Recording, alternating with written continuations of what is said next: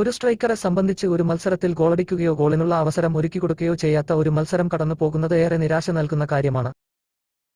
എന്നാൽ ഒരു സ്ട്രൈക്കർക്ക് ഒരു സീസണിൽ ഒരൊറ്റ ഗോളോ ഒരൊറ്റ അസിസ്റ്റോ തന്റെ പേരിലാക്കാൻ കഴിഞ്ഞില്ലെങ്കിൽ ആ താരത്തെ സംബന്ധിച്ച് അതൊരു വലിയ നാണക്കേടായിരിക്കും.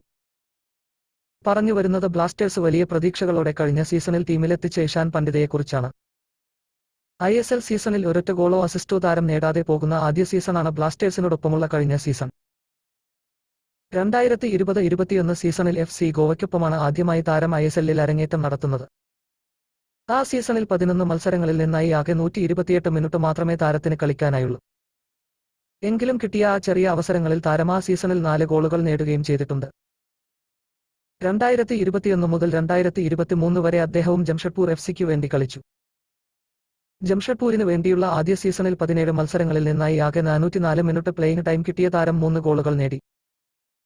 ജംഷഡ്പൂരിനൊപ്പമുള്ള രണ്ടാം സീസണിൽ 17 മത്സരങ്ങളിൽ 625 മിനിറ്റ് പ്ലേയിങ് ടൈം കിട്ടിയ താരം 2 ഗോളുകളും നേടി.